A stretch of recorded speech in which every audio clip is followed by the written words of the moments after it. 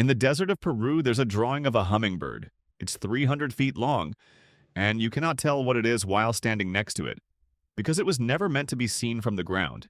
It was made to be seen from above, thousands of feet above, by people who lived 1,500 years before airplanes existed. There are over 800 of these drawings. Spiders, monkeys, a 1,200-foot-long pelican. So how and why did they make something they could never see finished? That question has puzzled scientists for almost a century. The Nazca Lines were made by the Nazca people between 500 BC and 500 AD in one of the driest deserts on Earth, which is actually the key to how the lines survived for over 1,500 years. The desert floor is covered in reddish pebbles, sitting on top of pale yellow ground. All the Nazca had to do was remove the top layer of pebbles, exposing the lighter ground underneath to create a permanent, high-contrast line.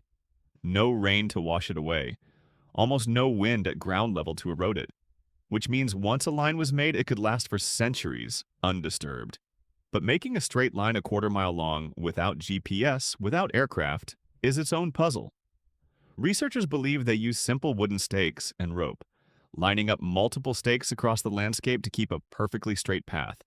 Experiments have shown small teams could recreate similar lines using only these basic tools.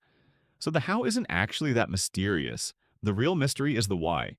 Why spend enormous effort making art that you personally could never see completed?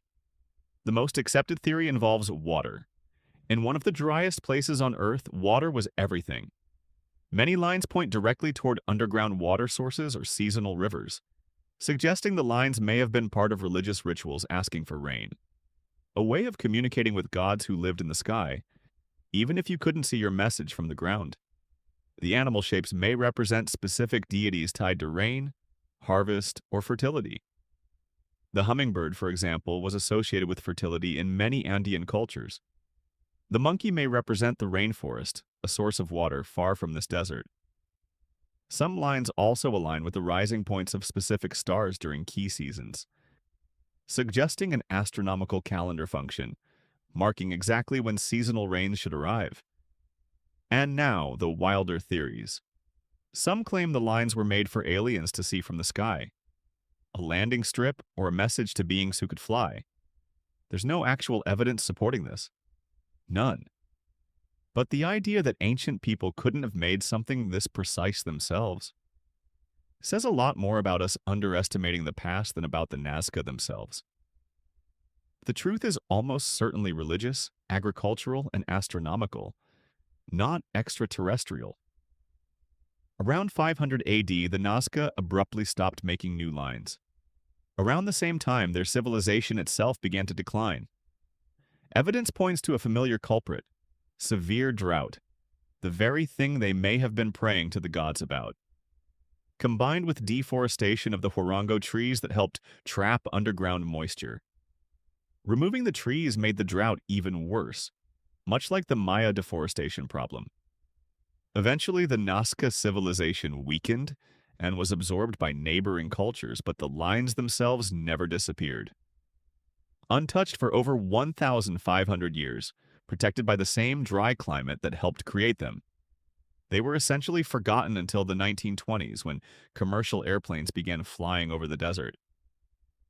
Pilots were the first people in over 1,000 years to actually see the full shapes.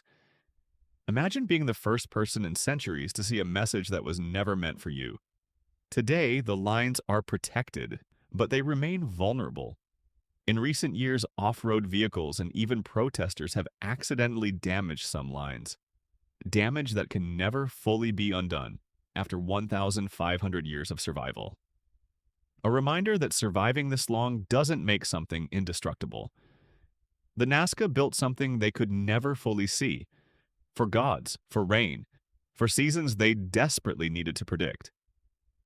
Faith expressed at a scale only visible from thousands of feet in the air. It's one of the purest examples of belief outlasting the believers. If you want more mysteries explained, The Real Way subscribe.